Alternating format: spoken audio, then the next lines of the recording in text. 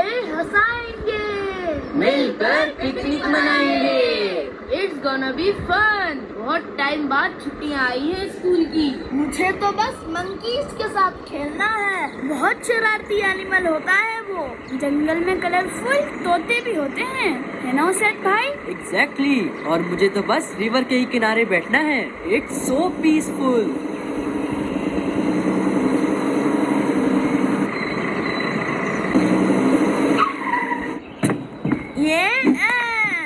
کیسی لگی میری انٹری؟ ایک دم ڈیشنگ ببلو بھائی.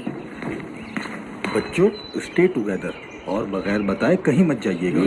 کہاں ہے منکیز؟ ہے یہاں تو ایک بھی منکی نہیں ہے، اور اب تک مجھے بھی کوئی طوطا نظر نہیں آیا. اور یہ اسد بھائی کہاں گئے؟ یہی آس پاس کوئی ریور ڈھونڈ رہے ہیں. بچوں آپ لوگ یہاں انجوائے کریں، میں کھانا ریڈی کرتا ہوں. ہم تو کچھ اور ہی سوچ کر آئے تھے. ہاں بھائی، یہ تو بہت ہی بورنگ پکنک چل رہی ہے. غلام رسول بھائی، آپ کوئی اچھا سا واقعہ سنائے نا. ہاں، کوئی انٹرسٹنگ سی اسٹوری. چلیں پھر میں آپ کو ایک سچی کہانی سناتا ہوں.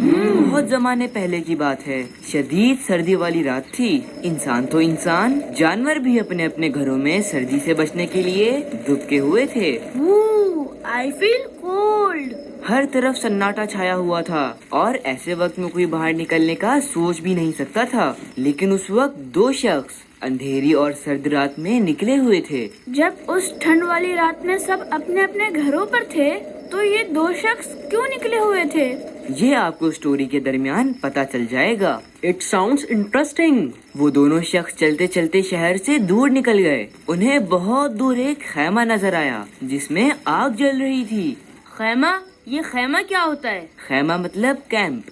دوستو، ان میں سے ایک شخص نے اپنے خادم سے کہا، اتنی سخت سردی میں کون ہو سکتا ہے؟ آؤ چل کر دیکھتے ہیں. دونوں جیسے ہی خیمے کے قریب پہنچے تو یہ دیکھ کر حیران رہ گئے کہ وہ کوئی خیمہ نہیں بلکہ ایک ٹوٹا پھوٹا کچا گھر ہے. اور وہاں تو ایک لیڈی اپنے ننھے منھے بچوں کے ساتھ رو رہی ہے جس نے چولہے پر ایک ہنڈیا چڑھا رکھی ہے جیسے کھانا پکا رہی ہو، اور بچے اس کے ساتھ بیٹھے مسلسل رو رہے ہیں. پروبیبلی انہیں بہت بھوک لگی تھی. واقعی جب بہت بھوک لگی ہو اور کھانا بننے میں وقت لگ رہا ہو تو کبھی برداشت نہیں ہو پاتا.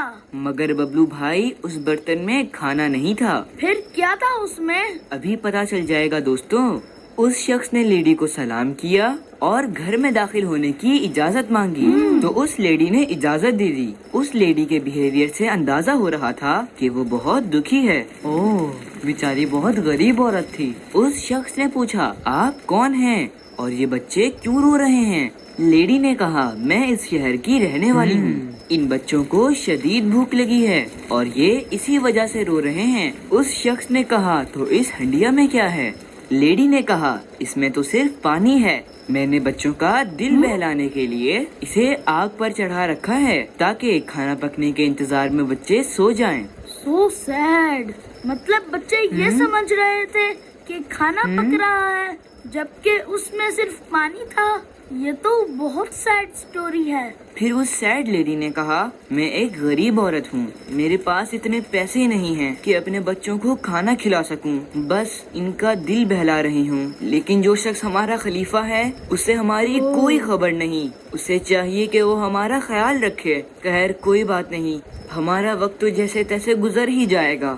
لیکن قیامت کے دن حاکم اور ہمارے درمیان اللہ پاک فیصلہ فرمائے گا. غلام رسول بھائی، آپ کی آنکھوں میں آنسو ہیں.